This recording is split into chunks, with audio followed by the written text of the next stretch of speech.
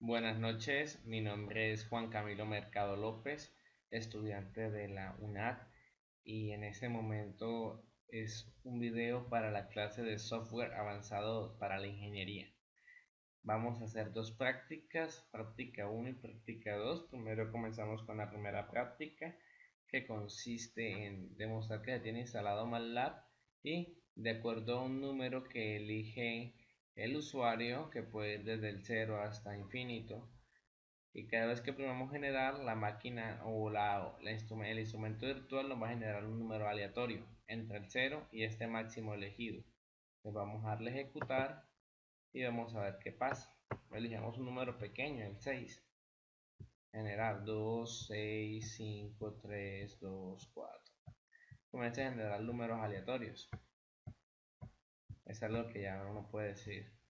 Al oprimir stop, lo que hacemos es que nos devuelve a la práctica. Eso sería como el modo de usuario. Lo que tiene que usar: oprimir generar, escribir número, esperar que salga el número aleatorio y detener la aplicación. Ya vámonos a la aplicación vista como diagrama de bloques. El diagrama de bloques que estamos colocando un ciclo que cada vez que se pulsa el pulsador, o que se oprime el pulsador, perdón, por el pleonasmo, ¿qué va a ocurrir? Vamos a hacer que un número máximo, que sea el que nos da en la pantalla, se multiplique por el número aleatorio. ¿Qué número aleatorio? El que nos salga de 0 a 1. Tienen que multiplicar, y a su vez lo que hacemos acá es que el número lo vamos a mostrar. Perdón, esto es el valor, el número más cercano. Lo que hacemos es como un redondeo a un entero para que no salgan decimales, y lo mostramos en el número aleatorio en la pantalla. Simplemente eso. Con este botón lo que hacemos es detener el ciclo mientras que está en todo el cuadrado. Es una aplicación realmente muy sencilla y que muy práctica, y que permite entender muchos conceptos de el software de LabVIEW. Listo. Ahora vamos con la práctica 2. En la práctica 2 se nos solicita trabajar con los ángulos de un triángulo, y de acuerdo a esos ángulos podemos determinar qué tipo de triángulo es, ya sea equilátero, isósceles o escaleno.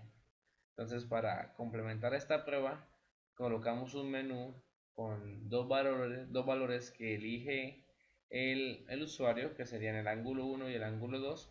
El ángulo 3 sale por descarte o por suma, sabiendo que la suma de los tres ángulos de un triángulo siempre va a dar 180 grados.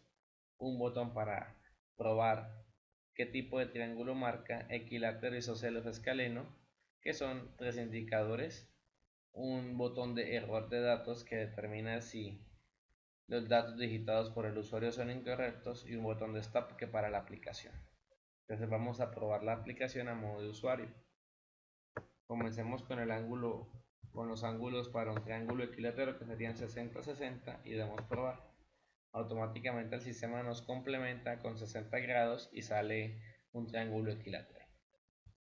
Fácilmente, cambiando los valores a 40, 40 y probar, nos debe salir que el ángulo 3 es de 100 y es isósceles. Ahora cambiamos este simplemente a 20 grados y notamos que pasa a escaleno. Para retomar una prueba con el isósceles, entonces hagamos lo siguiente. Entonces sabemos que si colocamos acá 140 grados, nos sale un ángulo 3 de 20 y nos arroja que es un triángulo isósceles. Cambiamos un solo grado y ya pasa a ser escaleno. Ahora digamos que, se me fue la mano y yo no coloqué 20 sino 200. Probar. Automáticamente aquí nos marca error de datos. Quiere decir que en alguno de estos valores colocamos mal los valores. Entonces corregimos de nuevo 90, 30 y 60. Escaleno. Pero si le subimos a 45, pasa isósceles y el ángulo 3 de 45. Ahí, como estamos viendo, está funcionando perfectamente. Invertimos los valores y sigue siendo isósceles. Ahora vamos a ver la aplicación desde el modo de usuario. Como podemos ver, es algo muy simple, muy sencillo, muy entendible. Lo primero que se diseñó fue el sistema para obtener el ángulo 3. El ángulo 3 básicamente es una suma. Es la suma del ángulo 1 con el ángulo 2, restando 180 grados. Pero para que todo esto sea verdad hay que cumplir una condición, que la suma de ángulo 1 y ángulo 2 al menos o siempre sea menor a 179. ¿Por qué 179?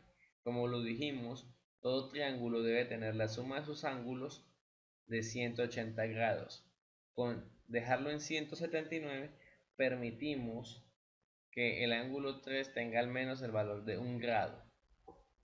Listo, entonces ya con esta condición cumplida podemos determinar que pasa la suma acá y la suma es el valor de ángulo 3 es 180 grados menos la suma de ángulo 1 y ángulo 2, que son digitables por el usuario.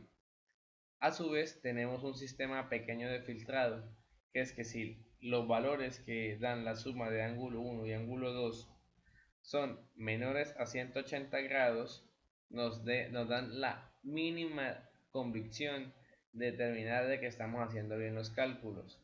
Pero si no fueran así, o sea, si la suma de esos dos valores es mayor a 180 grados, entonces nos va a encender el error de datos. Cuando un valor que se escriba en alguna de estas dos casillas sea mayor a 180, va a ser un error de datos y por eso encendía el LED indicador. A su vez, tenemos que un triángulo equilátero obligatoriamente es el que en ángulo 1 y en ángulo 2 da 60 grados.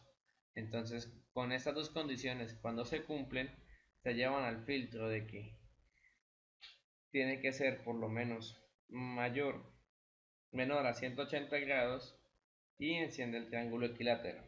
¿Por qué se colocó este filtro? Básicamente, porque si no se cumple la condición, es isósceles. ¿Cuál condición no se cumple? Si se cumple la condición de que son 60, ¿verdad? Con esa condición asumiríamos que como hay dos ángulos que son iguales, debería encender isósceles. Pero isósceles no va a encender por la sencilla razón de que un triángulo equilátero no es isósceles. Me explico.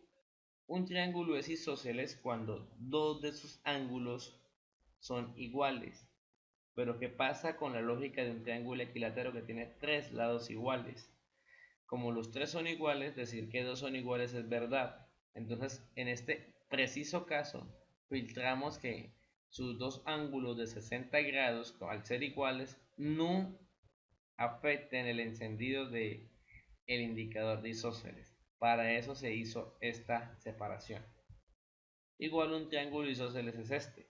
Cuando A y B son iguales, cuando el ángulo 1 y el ángulo 2 son iguales, o el ángulo 1 y el ángulo 3 son iguales, o el ángulo 1 y el ángulo 2 son iguales. Cuando dos ángulos son iguales se suman y llegan a encenderlo. Pero ¿cómo lo encienden? Ya no lo encienden en el modo true, sino en el modo false. ¿Por qué es en el modo false? Porque la condición es que sea equilátero. Si no es equilátero, entonces pasa a ser alguno de los otros dos. Entonces ya en este caso, por ejemplo, la estructura preguntará en el falso. ¿Esto es falso? No es equilátero, es falso. Entonces ahí se pasa a hacer lo otro. ¿Qué es lo otro?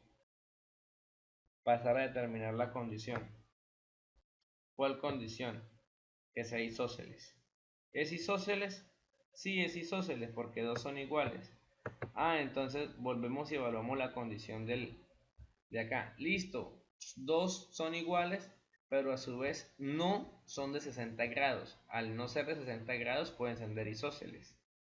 Y lo último, escaleno es si no cumple la condición de isósceles, pero a su vez no cumple la condición de equilátero. Al no cumplir ninguna condición, enciende escaleno. Más o menos así funciona la estructura del programa, que cada vez que se oprime OK se lleva a cabo.